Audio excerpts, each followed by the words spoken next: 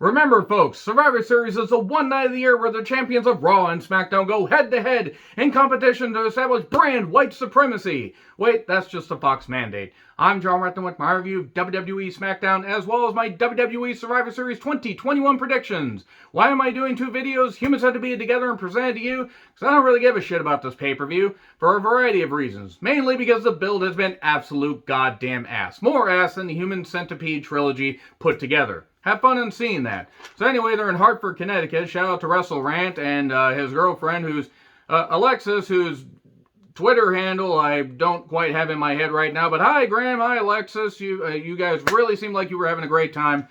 I hope it came across better live than it did on TV. There were some good moments on this show, but it was overall kind of a lazy, go-home show because, oh yeah, since they have the Fox money and everything, and they got to present these shows live, and they got to try to set everything up last minute, literally last fucking minute, they set up a match on this goddamn show like about an hour before it was over. Great fucking job there. Thank fuck they're going to Saturday pay-per-views. Maybe they'll put effort in. No, they probably won't, because they'll put even less effort in. They'll say, hey, we got Friday Night Smackdown. Let's just make it incredibly difficult to give a shit about these pay-per-views. Okay, let's move the fuck on. So, I'm still a little bit peeved about the goddamn releases, because so many releases have happened. It's hard to filter just which ones need to happen and which ones were just really, really fucking revolting. Check out my playlist of rants, and I've done all the, the various rounds and reach-arounds of all the releases. So anyway, recaps of the Reigns Woods thing, where Reigns got crowned by his cousins. Crowning cousins. It's almost like Fox Aryan Nation decided to book this. The Usos are here, and they hear voices, and Jimmy probably hears, hey, you can just have one and drive, it's okay. I hope he's alright. So they bring out Reigns. Cousins crowning each other, and Roman is so happy because he's going to receive head at the table when he sits on his throne, and right there on camera, he's going to get that head at the table. Why not make this as uncomfortable as possible? Heyman talks us up, doing his usual stuff. Heyman is a tremendous mic worker. He knocks Woods and Brock and Big E, and Roman says, Hartford, acknowledge my meat. I know there are a couple fangirls that are watching this, and a couple fanboys that want to acknowledge his meat. You stop thinking about it, I know you're thinking about it. It's like, I took this crown because I can. You should see me in a crown. Because Hartford's not my favorite town. And we're going to go all night to Brooklyn, all night. Boy, Billie Eilish would fucking hate me if she knew who the fuck I was. But anyway, Woods comes out and says, those are things, that those are just possessions or whatever. I don't really care. And so he wants to confront Roman tonight, even though he's right there. He says, don't bring your goons, just bring you. And they wreck his shit, I believe, as the kids say. They blow the nose on the, or one of them blows his nose on the cape. And then his seductive scepter, that's hard to say, got broken. I usually have to pay more for my scepter to be bent, by the way. Man, I could have gotten that for free. Anyway, moving on from that. The throne got destroyed. Oh no, where is he gonna go? Shit. He says, are you sure you don't care about any of this stuff? And that's a 2-on-1 attack because Reigns is gonna step on the crown, and you should see Reigns in a crown because now it's in pieces on the ground. Okay, enough of these song references. All night, yes. So, steps on the crown. I don't need props. And then Sheamus makes his... That took up the first number of minutes of the show. Sheamus makes his entrance. Dags, you like Dags? And Kayla was talking to Xavier. He says, I still want to face Roman. Kayla was very distracting. Only Kayla made more intelligent tweets out there because my fucking goodness. She's funny, she's beautiful, and she probably should maybe get a little more aware of world events.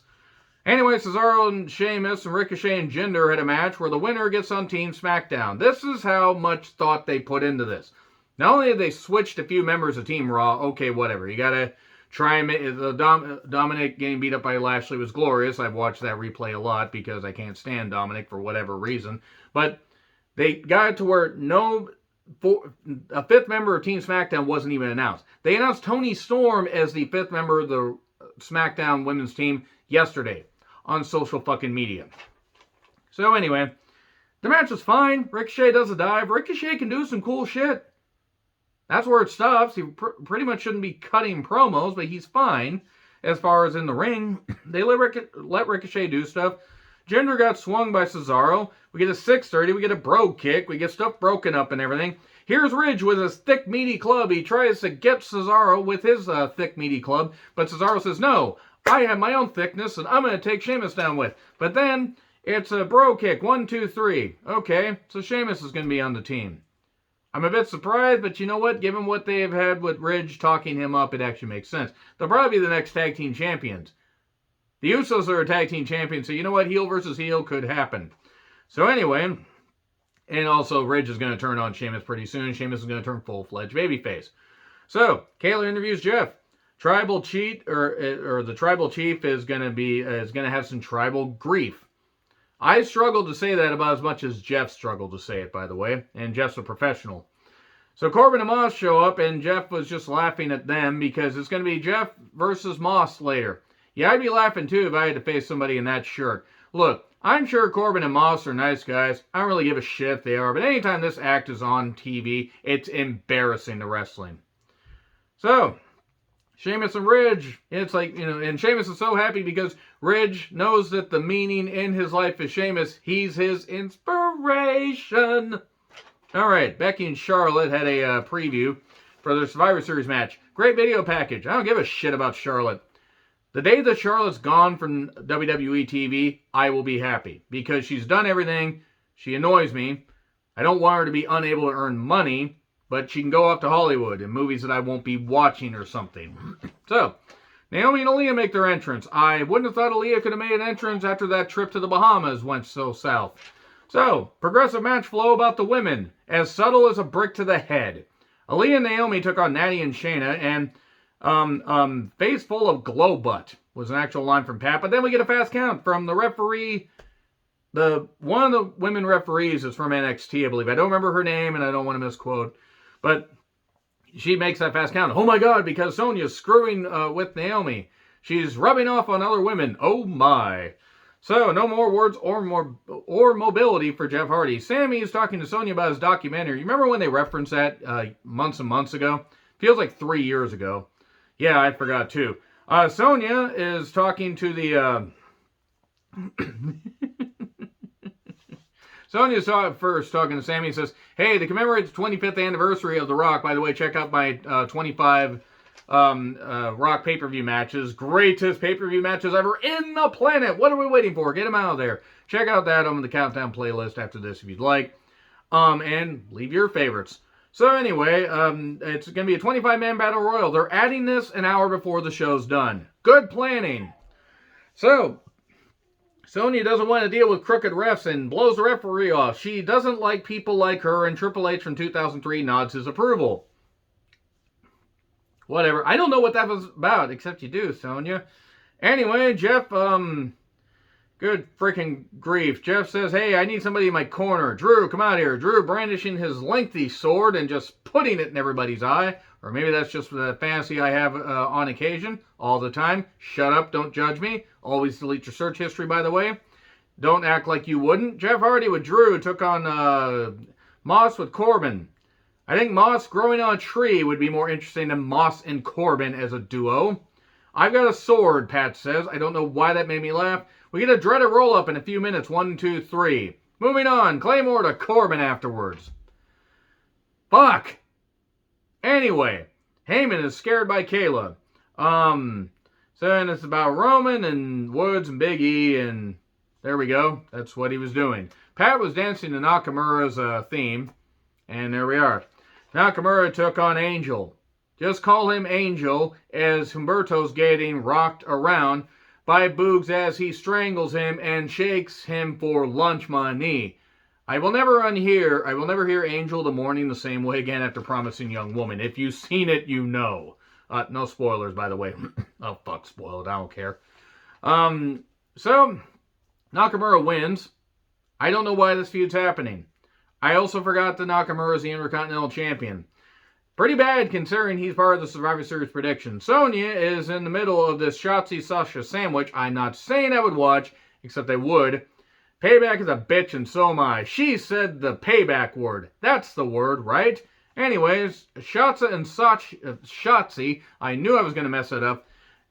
Hey, Good match. This is the frustrating thing about WWE. All the releases, all the bullshit, all the crap that they done in the Thunderdome era before, and stuff like this, since getting crowds back. They can put on matches like this, even with the fact that they've just napalmed their goddamn roster, nuked their freaking roster, just Hiroshima the goddamn thing. 3 Mile Island, Chernobyl, whatever the fuck it is. They still got some talent there. Shashtzi and Sasha did some really good shit here. And there were fistings and toppings and everything, and there was, at one point, Shashtzi says, hey, I'm going to just put her arm in the steps and slam it or whatever. Looks like Sasha's disarmed. Come on, no laugh track? Oh, yeah, I don't have a budget. Anyway, the thing is, this was a way to take away the bank statement. So naturally, Sasha was going to find a way to win with that, just a little differently. Sasha pounds her knees on Shotzi's face, and we go to the break. More back and forth, some really good stuff. Looks like Shotzi might actually get the victory. Shotzi was upset. She's like, Shotzi, god damn it. I don't know why the fuck I said that. And we get a bank statement for the victory with Sasha using her legs and scissoring Shotzi so she gets victory. Ain't no violent scissoring happens. You're going to fap out or tap out. I'm not here to judge much. And that's it. And then Sonya says, shake her hand. Okay, boom, shook her hand and did a backstabber. I shook her hand because she's the boss. Xia Li has a comic book backstory. What in the Watchmen / Marvel bullshit was this? And I'm talking bad Watchmen, not, I'm not talking the graphic novels going back. I'm talking about the movie. That was a fucking mess. Okay, I am my father's daughter. Yes, technically true of anybody that was ever reproduced, not in a lab. Okay, so it's kind of cool they're going in on this. I can't wait for them to suddenly release her a couple months later and just fucking forget about it. And I don't wish that, but it's just hard to get invested in any of these fucking characters. So, Kayla is talking to Toni Storm. My fucking goodness, Toni Storm. She says that after Charlotte loses to Becky, she's going to be coming for her. It's even funnier with her accent. Toni Storm is a friggin' star. She really is. I can't wait for her to possibly go somewhere else and be utilized better. Everybody's just in a friggin' malaise here. Charlotte then knocks Toni Storm and everything. Charlotte looks like she wants to be literally anywhere else, so leave. Leave, you fucking idiot. Anyway, Xavier calls out Woods, and for a confrontation, here's Roman. The Usos get tossed out on the stage, DX Spirit Squad style, if you know, you know. And Big E's there, and we're getting a 2-on-1 stampede of the head at the head of the table. He can't receive head at the table because he's so goddamn sore after 2 African-American men pounded him down in Hartford, news at 10. And Big E ended up almost hitting the big ending on Roman, but he powders. Okay, there we go. Fine. That was fine. It wasn't bad. Now let's get to the fucking Survivor Series predictions.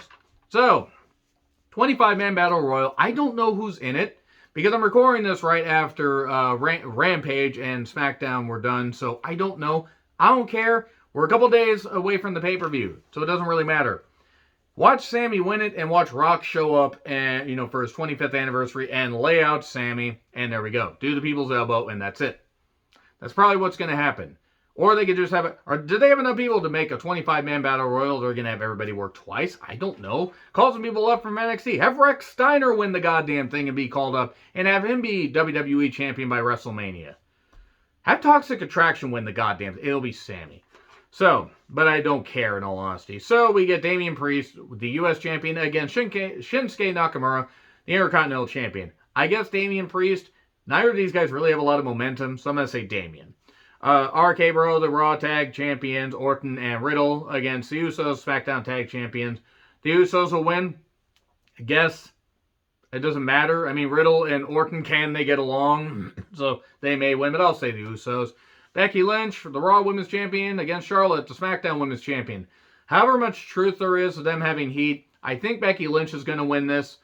I don't know why she wouldn't. Because I don't think there's any... I don't think Charlotte will be hurt by... I mean, granted, Becky's pretty much Teflon at this point, but I think Becky being like the kind... having this where she's not going to lose these big matches and go to Mania and then lose to either Bianca, Liv, whatever.